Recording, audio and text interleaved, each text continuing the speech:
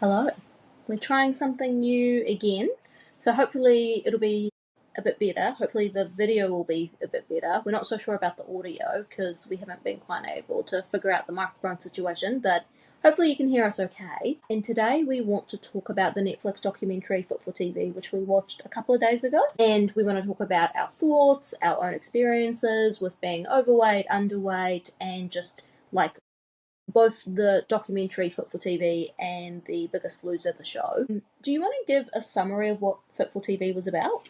So Fit for TV was basically an overview of how they came about the show, how the producers came up with the idea for it, and how it was executed, essentially, going through a number of different contestants, a few different specialty people or specialists, and basically some of the criticism that they had at the end. Yeah, they interviewed like a few of the producers, the person who came up with the idea, one of the trainers, Bob Harper, I think his name is.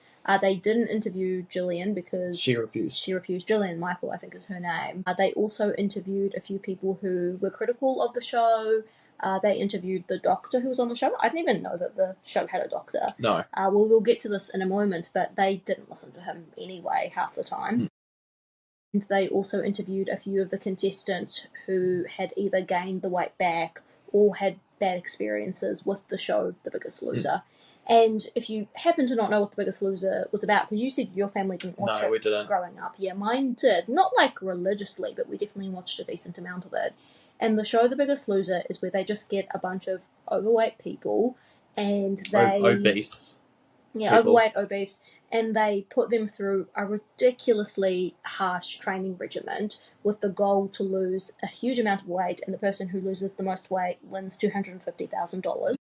They ended up with 17 seasons. Yeah. They made a bunch of spin-offs, including in Asia, because they were making so much money. They did a lot of brand deals as well. I was just about to say, I didn't know this, but apparently they had like supplements and shakes and all of that sort of stuff. I wasn't aware that it was that big.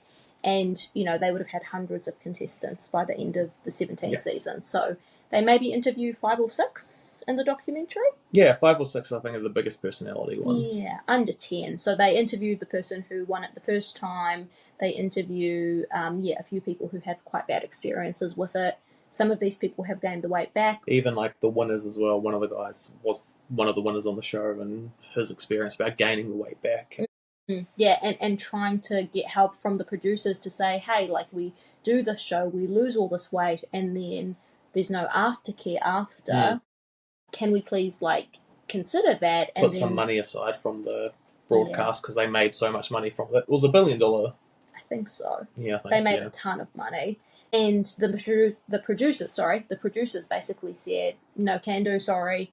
And, yeah, he's gained almost all the weight back, I think. Yeah, all of it, yeah. Yeah.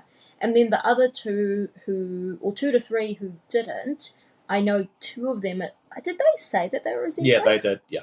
They said that they did it for themselves. Yeah, so they were on Vic now. And then there is 2 sisters who had a really positive experience, and it doesn't sound like they were on this. So I do think they tried as much as they could to give quite a balanced documentary, as much as you can. I mean, I feel like the show aired at a time when weight loss and the stigma of being in a larger body was huge. It is kind of coming back now, unfortunately. But, it was definitely during that early 2000s heroin chic era. So the sort of stuff was more acceptable, whereas now we would look back on a show like The Biggest Loser and go, what the hell was that all about? Yeah. But I do think the show balanced showing the positives of the show The Biggest Loser as much as the negatives of the show. So I thought they did quite a good job of that. Yeah, it was quite interesting. It'd be a good watch, just because there's a lot of stuff that goes on. We probably won't be able to cover all of it. We're just going to cover the main takeaways that we got from it. Overall, I did like the documentary. I thought it was really interesting and such a good insight and reminder into why, like, crash diets and fad diets are so harmful. Because, again, of like the 6 or 7 people they interviewed, there was only 2 sisters who were winners. Yeah. One won and the other one was a runner-up. Did I say that they were twins? I might have said that they were twins, but I don't think they are. That's wrong. They're not twins. I just made that up. But there was only 2 sisters that, like, had only good things to say. I think one of them named her daughter, no, her son, after Bob Harper. Yep. Because she was struggling to conceive before she went on The Biggest Loser, and then she could conceive, and it seems like they've been mostly able to keep the weight off. But everybody else either had gained the weight and had negative things to say because of that, or was treated really badly in the show and had negative things to say about that. So that was after coming out of the show, though. So when they were through the show, they thought it was fantastic.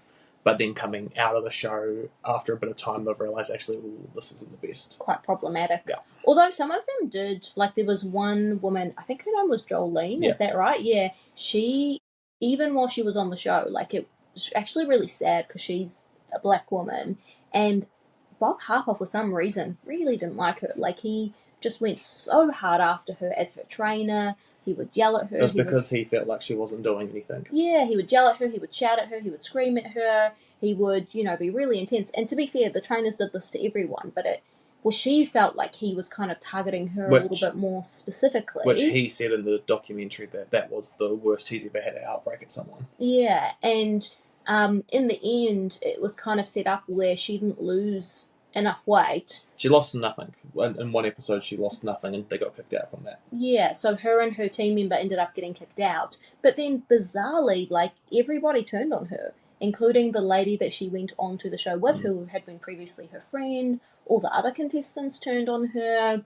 They were trying to frame her as, like, lazy, and it doesn't want to put the work in, Yeah, it was really sad. So I think she knew it was problematic even while she was on the show. She was having an issue, but most of the rest of them only in hindsight reflect on it and go, oh, yeah, this wasn't good. No, because I was going to talk about cast typing later on. Yeah, sorry, I jumped the gun. Yeah, you did a bit. Do you want to go through the history of the show? Yeah, Matt has some statistics. Well, not statistics. Facts. Just general stuff about it. So the show ran from 2004 to 2016. 2016 was run by NBC, and then from 2016 to 2020 it was run by USA. So the whole thing was the whole goal of the show was extreme weight loss through exercise and excessive calorie deficit.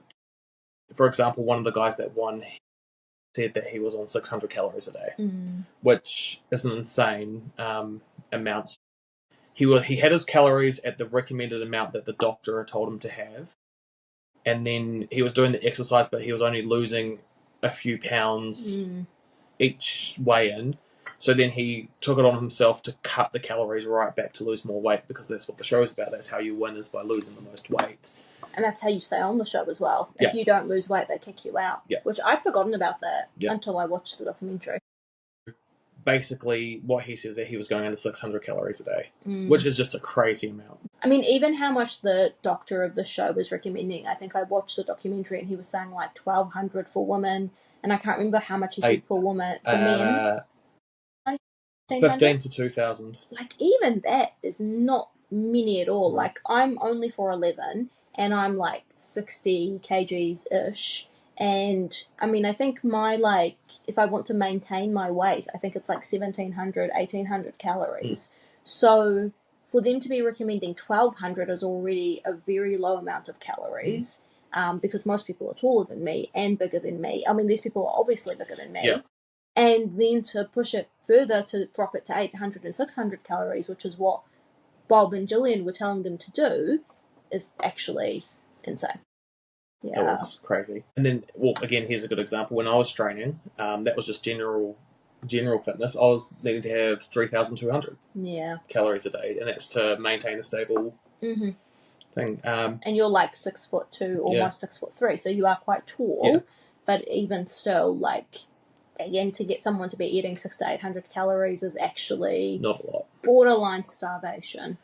Oh, and on that note, the other thing that they were doing was giving them the doctor didn't want them to have any caffeine because it's a natural appetite suppressant. So that would make them not want to eat more, and the doctor was basically saying that no, they've got to make sure that they've got this amount. And he was worried they were going to abuse it. That was the other reason he didn't want them on the caffeine. I mean, this doctor used to like train the Raiders football team. So, he was pretty good. He was in the O.J. Simpson trial too. Yeah. That was interesting. But yeah, he was pretty good. I mean, you could tell that he wanted as much as possible to care about the patients and, the contestants, and it seemed like there was definitely clashes between him and the producers where he would say, no, I want the contestants to do this or not do this, and that they would just ignore him because it made good TV, and definitely he clashed with the trainers, especially Gillian, from what we saw. His role was basically to make sure that everything that was being done in a safe condition. Yeah. But then there were like certain challenges where he'd say no, or put in certain requirements where he'd say no, and then there were some competitions where they didn't run it past him, and that's when things happened. Like one of the seasons, they had a woman who which is really sad. I don't know why I'm laughing. It's really sad. Yeah. The first season, I don't think it was super popular, so they had some people kind of wanting to be part of it, but it wasn't crazy. They also said that the first season, they didn't know what they wanted it to be. They didn't know if they wanted it to be something comedy, if they wanted it to be something serious. Yeah. They were still trying to figure it out. But then as the show went on, they would get so many submissions. So one of the things that they did to kind of like cut out the last few people was they made them run, how much, a mile? I don't know how much was it a mile? They made them run a certain amount of distance anyway in the hot, like in the heat. When they first come to the run. Yeah. When they first at the sign beach. up. Yeah. Yeah. So they had this woman who literally collapsed, and it sounds like from what they were saying that she essentially went into shock because she died essentially. Yeah, they were saying that her heart stopped beating, and that it sounds like her body went into heat exhaustion and then into shock, and then she had an underlying health condition which she didn't know about. Yeah, and that they didn't know about. And then basically what their health condition, I can't remember what it's called, but what their health condition does is it shut down the liver, kidneys, and then the heart. Yeah, but this was like an example of an activity that they didn't run by the doctor, and then shit hit the fan because getting a bunch of overweight / some of them would be obese or morbidly obese people. Basically, everyone on the show was obese because the lightest people in the first season, they were all over 200 pounds, which, BMI, which is, obesity is based off the BMI. So, even me being 100 kgs at 6'4" would be still overweight. Yeah, yeah. But like these people don't exercise, right? Yeah. Like they don't have a baseline level of fitness. So getting them to do that, you don't have to be a doctor to say that it's not a good idea, but they just went ahead with it anyway because it makes for good TV. And this got worse as the show progressed. That they were saying that what happened is that the amount of exercise would stay the same, so they wouldn't taper people into it, but the contestants were getting heavier and heavier and heavier every season. So I think to the stage where he was like, you're getting like 500 pounds, 600 pound people coming onto the show.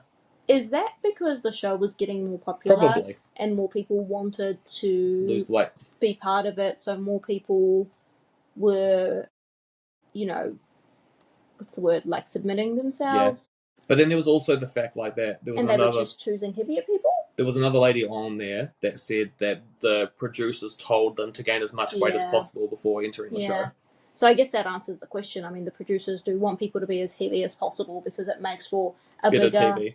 Yeah, bigger loss and then better TV. Sorry, it's just gone onto low power mode. I'm not going to edit that out. So that's really interesting and really sad, to be honest. Because, I was thinking about it and, this show in theory could be something that you know what I mean? Like, there's a lot of lack of education about exercise and food and nutrition, and even if they still continue to keep the angle of weight loss at some level, even though I don't support that, I think we should just be moving and eating well for the sake of our health and not think so hard and be so focused on weight loss. But I also appreciate that as a society we are very focused on weight and weight loss. But, if they did it in a different way where it was more focused on lifelong changes for these people, then maybe they could have actually made a show, but then it wouldn't be good TV, yeah. That's the thing. That's the thing, it wouldn't be good TV. So I'm just going to interrupt there. So the main producer who came up with the idea, he was at the gym, he left the gym, and there was a flyer there saying, morbidly obese, I think it was man, needing desperate help, needing desperate need of a trainer otherwise we'll die. Yeah. And that was what brought on the show. He saw that and was like, oh, actually, hang on, here we go. Yeah. That could be a show. And like you said, in the first season, they were just kind of playing around with it and just throwing, like, what's that saying? Like, you throw spaghetti at the wall and just seeing what sticks, because they didn't have a firm idea of what they actually wanted to do. But I guess the more inflammatory the competition was, the more views they would get. The only the reason it really took off was because the first guy who won, he lost like half his body weight. That was essentially why. Which was, you know, he was like a 200-300 pound man, so he lost, you know. So that's why. It was because the show showed such a massive weight loss. Yeah, and then it took over because everyone's like, oh, okay. But what we should talk about actually is the New York Times article. Or was it the New York Times or the New York Post? One of them. There was one, like a journalist publication that did and they talk about this in the documentary, that did like an expose on The Biggest Loser, and found that not only did a lot of the people who were on the show gain the weight back, but a lot of their metabolisms were significantly slowed down even after you gained the weight back. What they found is that the metabolism essentially, what was it, 800? Yeah. Basically, set your back for 800 calories, or 800 put you forward 800 calories off the bat. Yeah, and no matter what they did. So, I mean, in theory, the heavier you are, the stronger your metabolism should be, or the higher or faster your metabolism should be, because you need a base amount of, like, your body burns calories even when you do nothing. It's called your basal metabolic rate. That is your body's burning calories. If you just lay there in bed all day, your body would still burn calories. And in theory, the bigger you are, the heavier you are, that number should be higher, because you're a bigger person, so it takes more energy for your body to do its basic daily functions. So Matt and I, he's obviously significantly taller than me, his basal metabolic rate is going to be way higher than mine, no matter what, because he's, you know, significantly taller than me.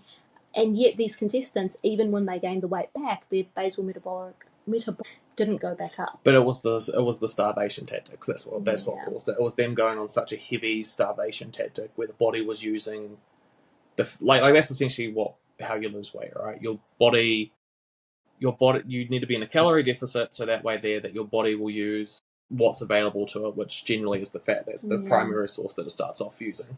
And that's because these people were so big, that's why they were dropping the pounds so much, and that's why the calorie deficit was so important. But I mean, the really interesting thing is that, like, obviously with your metabolism, obviously disclaimer, like, we're not experts in any of this, like, we're not dietitians or nutritionists or PTs or anything like that, but we both know a decent amount about health and fitness and training just from our experiences.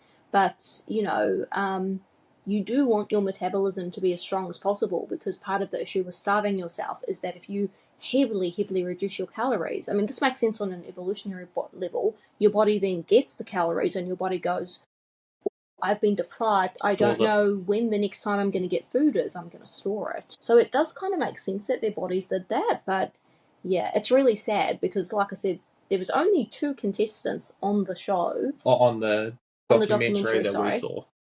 That were happy that they were part of the show and enjoyed the show while they were there, enjoyed the show in hindsight, and have been able to stay like at a decent weight. Like I wouldn't say they're not as small as they were on the show, but they're also older, so that's natural.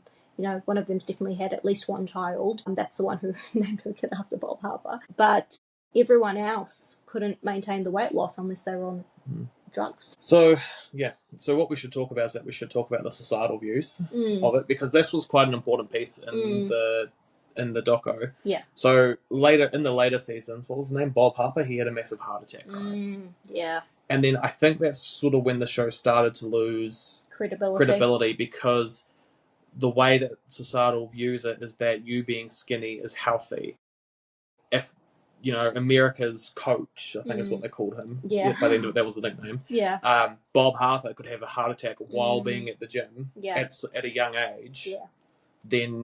And he said that he died. He said the only reason that he lived was because there was a doctor there who just wouldn't stop giving him chest compressions. For 9 minutes or something while they arrived. Yeah. It was actually quite scary when you think about it. But yeah, I think that does definitely break it down. And then the other thing that I thought was really interesting and I really liked is they had someone on who I follow. Her name is Aubrey Gordon. She is a person who has a podcast called The Maintenance Phase. I've actually never listened to it, but I've heard from Matt Bernstein, who's one of my favourite podcasters, that it's a very good podcast.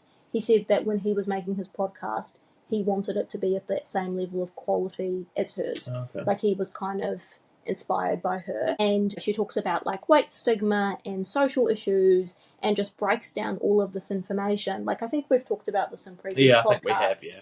Like, about the fact that actually they don't know if being overweight is what causes you to have blood pressure issues, or if it's the gaining weight, losing weight, losing weight that's actually causes blood pressure. You know, causation, correlation. Like, we know people with high blood pressure are often overweight, but, you know, if you live in modern society, you have been on a diet. You know, basically everyone has been on a diet. You know, even if you're not very overweight, if you are even slightly on the heavier side, you will have been on a diet because society puts so much pressure on you to be at a smaller weight. Therefore, how many overweight people have been on a diet, and how many of them is it because of this, because of the yo-yo diet? Yeah. They also find that when you yo-yo diet as well, that you gain all the weight back plus 20%. Yeah. I don't know how much the percentage is, but that. you definitely gain the weight back and then more. The statistics are conclusive with that, basically. Yeah, and that's why diets don't work, and yet people still continue to diet, unfortunately. And they also say as well, just because we're talking about weight loss and that, we probably should mention as well that bigger people also get misdiagnosed a lot. They blame certain things always on the weight loss and never investigate more where it turns out to be like cancer or something like that. There's a huge stigma. There's a huge stigma and well-documented stigma that healthcare professionals tend to dismiss people that are in larger bodies. We tend to immediately think that they're lazy, unhealthy. You know, we bring all these biases in, even if we're not aware of it, even if we're not doing it intentionally, it's just subconscious. And it you know, sometimes costs people their lives. But that's where I really liked the inclusion of Aubrey, because she's just so eloquent and she has so much to say on the topic. She doesn't sugarcoat words either. No. She's very well spoken. She didn't get a ton of airtime, but I did like the fact that they included her in the documentary. And the two podcasts that I've listened to her speak in, again, she's just so eloquent and lays things out in a way that's so easy to understand and makes us all remember that actually, like, at the end of the day, like, even if we put health aside, because again, Bob Harper, who is this amazing trainer, had a heart attack. So, you know, when people talk about weight and they're coming at it from the point of view of concern for your health, what does that even mean? Like, do they even know what your health is? Like, are you healthier as someone who is slightly overweight, but your blood pressure and your blood sugar levels and all your stats are good, versus someone who's, you know, seen as conventionally attractive or within an ideal body weight? I'm doing, you know, little apostrophes with my fingers for anyone not watching the video. And yet you, like, go out drinking every weekend. Or you're not eating enough calcium as a woman and your bones are going to break the moment you trip over and you fall because you're not looking after your health, right? Yeah. You know, that's where I get really frustrated at the comments about overweight people when it's coming from a health point of view. Like, when people are like, oh, but what about your health? Because it's just so disingenuous. Because, first of all, it's none of your business. The only person whose business it is that person and their doctor. Second of all, you can't tell if someone's healthy or not just by looking at them. And even if an overweight person is healthy, and this is something that Aubrey talks about, even if an overweight person is unhealthy, that doesn't take away from their humanity and their ability to exist and to be respected as a person. So, and that's something they talk about in the Big Sleuth. I was going to say that's a good segue into it. So that's another thing that basically came up with the societal view aspect of it. Is that basically, because these people were obese, they were essentially fat, is what she said. Because they're fat, they can treat them however they want. Yeah. That's essentially, they can yell at them, swear at them, abuse them. Which they did. Like, I remember being a kid and watching, like, Jillian, like, scream at someone. And then they talked about this, right? How the trainers would scream at them, especially Jillian. She would have this tactic of screaming.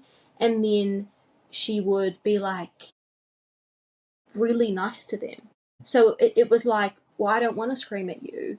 I'm only screaming at you because it's for your own good. And look, you did it. Yeah, you did it. Like, you carried on. You lost this weight. You know, like, it's really gross, actually. The documentary articulates it a lot better than what I am. So, again, if you've got, 3 hours. a few spare hours. It goes quite quickly, though. We watched it does. I think they're closer to 45-minute long episodes anyway. But the last one felt like an hour. The last two felt like an hour. Very good, though. Like, on a rainy, wet, miserable New Zealand winter's day, it's a good use of your time.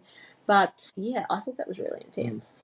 And then with Jolene, who we've already talked about the one who Bob Harper was really mean to, again, it's like, were they trying to just cast her as an angry black woman? And then there was typing, yeah, there's also that conversation about how the biggest loser as in weight loss. Yeah, there was a quote from Jolene, which I've written down on here, and she kind of said, I hope to God that they weren't making me a loser. Yeah. Like, she's like, I'm on The Biggest Loser and I want to win, but I really feel like they're making me a loser, and I hope to God that they're not making me a loser. Like in how they portray them, because they did have some like really gross competitions. Like there was one where they offered them temptation as much food as they wanted, and the person who ate the most calories would be able to go home and see their family. Maybe. And yet they would still have to do the normal weigh-ins, and obviously the way to stay in the show and to win the show is to lose the most weight. So it was like they were making them choose. Do you want to lose weight, which is the whole point of the show and the whole reason you're here? And most of these people have, huge histories with trying to lose weight, dieting, like it's really sad. Or do you want to go home and spend time with your kids and see your loved ones, and like making them make that decision, which is really gross and sad.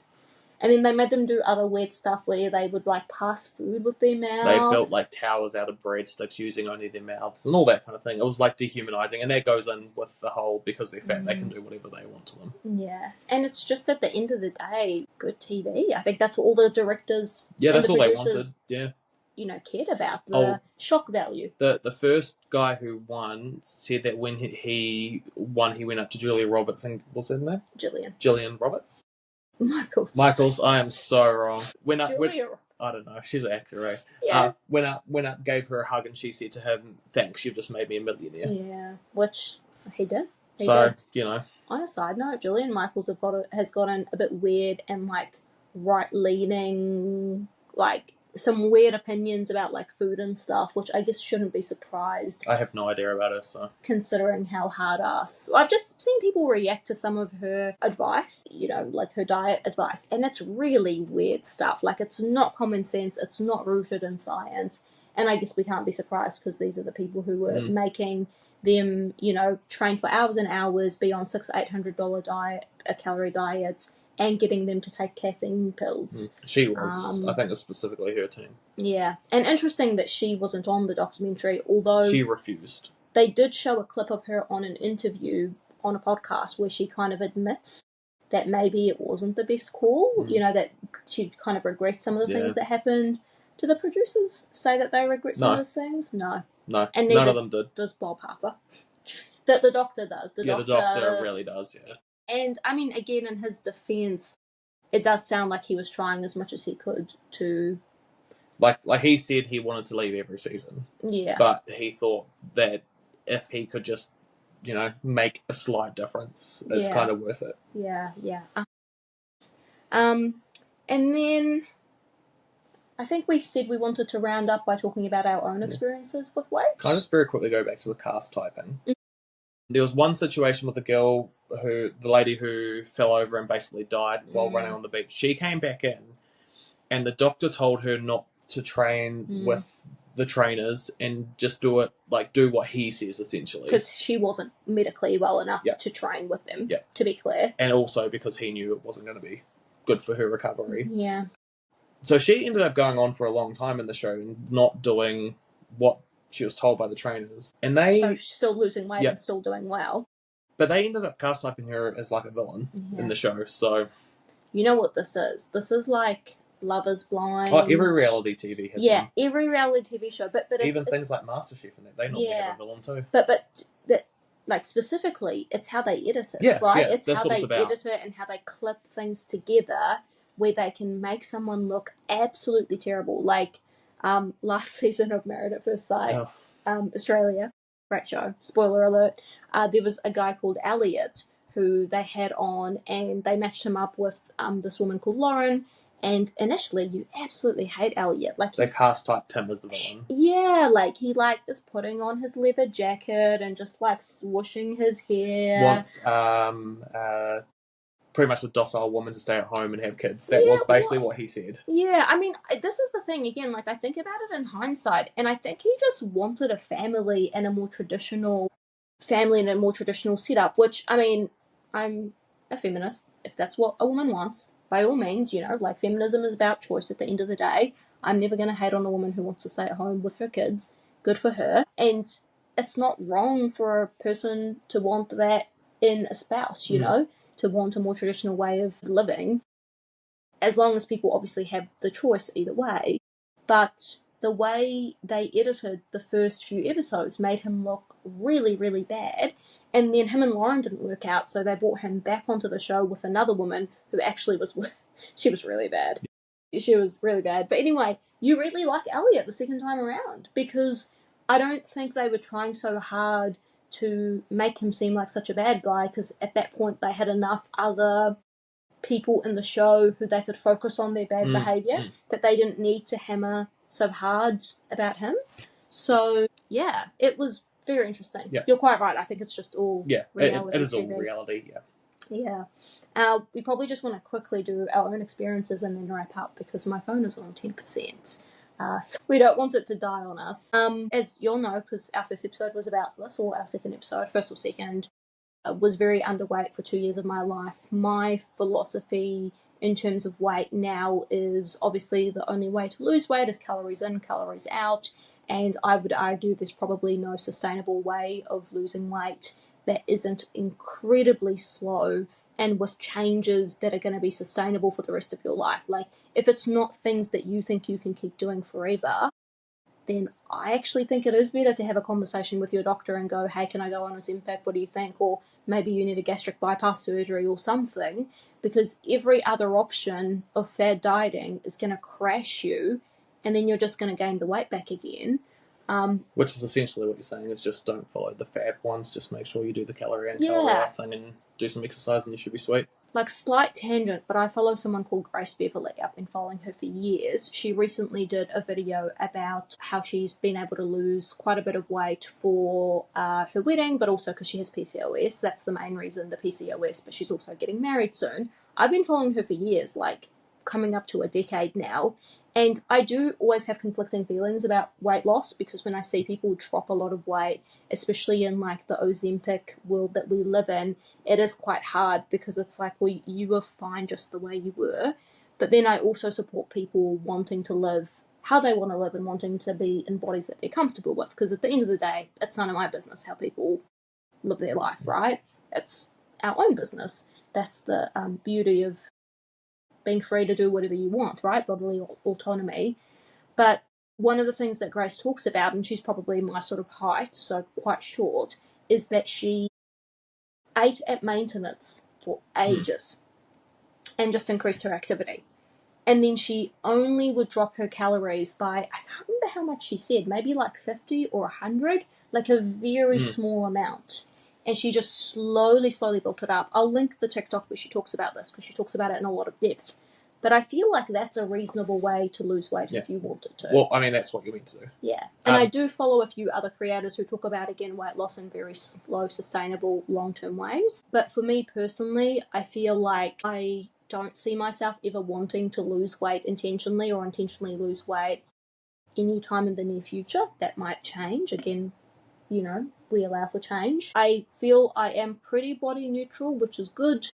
But sometimes it creeps up on me. Like, sometimes I'll look at myself in the mirror and not be 100% happy with what I see, because I'm a human being. The other day it came up. Sometimes I have quite a lot of difficulty with needing to size up. So I really don't like needing a size 10 or needing a medium instead of a small. Now, again, I'm really short. Whatever I weigh on someone who's much taller is quite different, right? I carry my weight differently to someone who's taller than me, but it's little things like that that I have to keep working on turning off. But I feel like I'm pretty good. What about you, Matt? You're like I don't know, basically from my journey of weight loss, calories in, calories out, like you were saying, doing, which I think we'll post this as well, but there's a calculator? No. Yeah. Calorie calculator that you fill in your details, and essentially it'll tell you how much it recommends that you should have for maintenance. To lose weight or gain weight. Maintenance, lose, like, I think it's accessible, like, it gives you like 3 options. For losing. But the big one that you want to keep in mind is that when you're losing weight, I was always told anything over 0.5 kgs a week is unsustainable. And when we say unsustainable, it means that when you stop, it's likely that you're going to gain it all back. Which you will stop inevitably because something will happen, life happens. And or you just can't sustain eating that way forever because you're a human being. Yeah. I mean, the nice thing is that when you do a lower than maintenance, it's not that much. Yeah. Less so. Yeah. So it's more sustainable. And basically, you just got to make sure that you have nutritionally dense food. Yeah. Yep. That's all you want to say? Okay. Because we're going to wrap up. I thought I talked for ages, didn't I? Yeah. As I always do. But anyway, thank you for listening. We might just do something a bit more chill for next episode. Not the AI one? Yeah, maybe. I've got another AI one lined up. We'll see. We'll let you know. It'll be whatever comes up on your feed. Yep. But yeah, thank you for listening. Any comments, feedback, anything is always appreciated. Have you watched the documentary? What do you think of it? It's a good one. I mean, if you don't want to, we've basically summarised it. But if you want to go in a bit more depth into it, it's a good way to go. Yeah, we have. Alrighty. Have a good week. See you guys. Bye.